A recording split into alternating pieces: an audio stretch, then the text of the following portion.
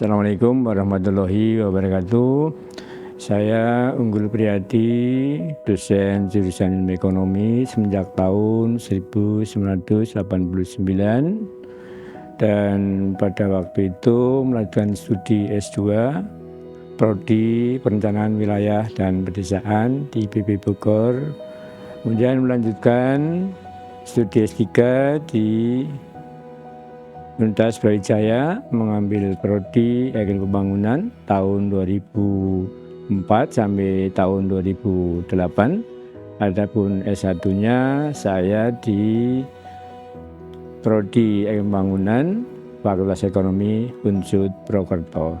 Jadi perjalanan studi saya dari Kota Mendoan, Kota Tales, Kota Apel, Purwokerto, Bogor, Malang. Jadi lintas antar kota, antar provinsi akap. Berkaitan dengan jabatan guru besar yang saya terima, tentunya bukanlah suatu akhir dari karir seorang dosen. Jabatan guru besar atau profesor merupakan jabatan tertinggi sebagai karir dosen.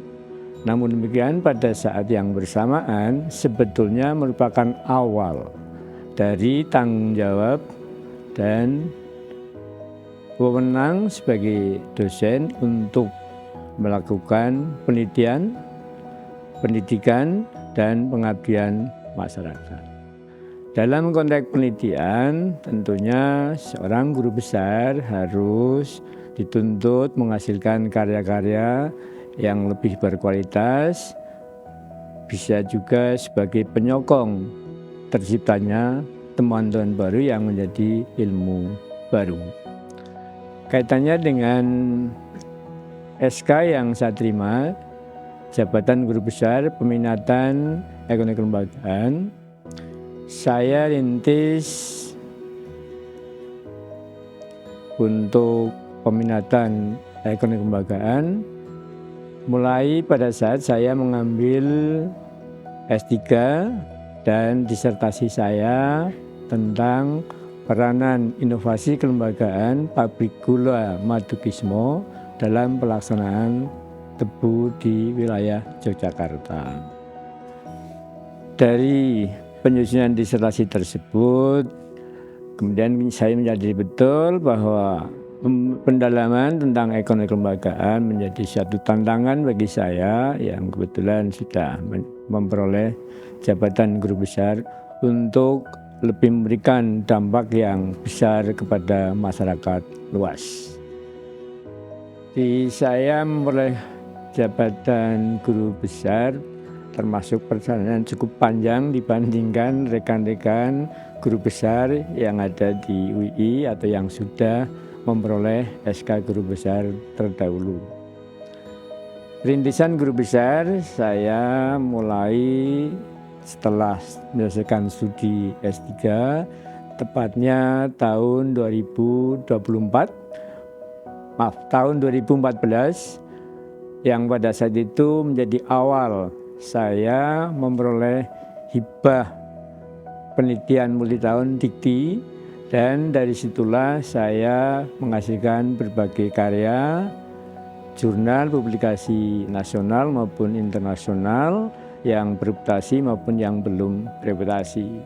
Di samping itu saya juga menghasilkan buku dari hasil penelitian hibah Dikti itu, yang alhamdulillah buku Pariwisata Syariah ini mampu saya memberikan atau menebar manfaat kepada khalayak ramai, terutama para mahasiswa, rekan-rekan dosen, pemerhati pariwisata di seluruh wilayah Indonesia.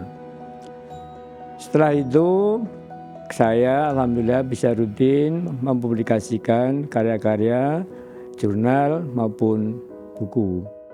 Proses pengajuan saya relatif panjang, jadi saya mengajukan jabatan akademik waktu itu lektor kepala 550 pada bulan Desember tahun 2022. Setahun kemudian, tahun 2023, saya memperoleh informasi ternyata usulan saya belum bisa diproses lebih lanjut. Yang waktu itu proses bisa diamati dari akun Selancar Dikti.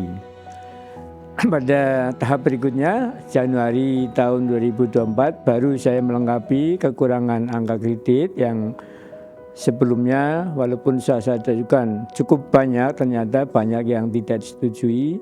Hal ini karena publikasi internasionalnya banyak yang tidak linear dengan ilmu yang saya tekuni. Kemudian baru September 2024 saya memperoleh sertifikat kompetensi guru besar dalam ranting ilmu kelembagaan yang saya ikuti dari akun Sister, karena saya ada hikmahnya juga. Dengan 2 tahun ternyata saya bisa menikmati akun Selancar dan ganti tahun 2024 akun Sister. Dan hal yang menjadi lebih tanda petik ya bagi saya, semacam tantangan tersendiri, heroik tersendiri, karena pada saat saya mengajukan guru besar, saya juga memperoleh ujian mental untuk memperbaiki proses pengajuan guru besar. Pada saat bersamaan saya harus merawat istri yang kebetulan tahun 2022 sakit dan sampai hari ini harus dirawat di tempat tidur. Jadi ada 2 ujian akademik dan ujian non akademik. Jadi guru besar saya, SK saya terima pada bulan November 2024, yang tadi pengumumannya September 2024, bertepatan dengan usia saya yang 62 tahun. Artinya saya walaupun mampu memperoleh jabatan guru besar, mohon maaf kepada lembaga UI, ternyata saya belum bisa menjadi contoh yang baik karena guru besar dicapai pada saat usia manusia yang suka lupa, kira-kira gitu. Nah, untuk itu setelah mencapai guru besar, tentunya untuk yang ke depan saya harus bisa merenung lagi filosofi alon-alon, watong lakon barangkali perlu juga diubah. Kita kerjakan dengan cepat untuk memperoleh hasil dengan selamat. Kalau support yang terbesar tentunya dari kalangan kampus secara formal dan secara non formal, tentunya dari istri saya tercinta, putra saya Fertista beserta istri, dan cucu-cucu saya Kanaya dan Kinan, yang menjadi sumber motivasi, penyemangat. Walaupun saya merawat istri, tetap saya harus bisa berusaha melanjutkan usulan guru besar. Tentunya dengan mencapai guru besar, harapan ke depan saya harus mampu berkarya lebih banyak. Hal ini saya lakukan dengan cara melalui kolaborasi secara akademik maupun non-akademik. Kolaborasi akademik bisa dilakukan dengan sesama dosen di tingkat jurusan, di tingkat fakultas, antar fakultas maupun antar universitas. Sedangkan di kolaborasi non-akademik, kebetulan di kalangan profesor yang punya hobi tenis ada wadah ATP, Asosiasi Tenis Profesor. Dengan saya bergabung ke sana, insya Allah saya bisa berinteraksi, bersilaturahmi dalam wadah olahraga tenisnya, tapi bisa menjalin silaturahmi dalam hal pengembangan akademik karena ketemu berbagai latar belakang ilmu yang rekan-rekan profesor bergabung dalam ATP.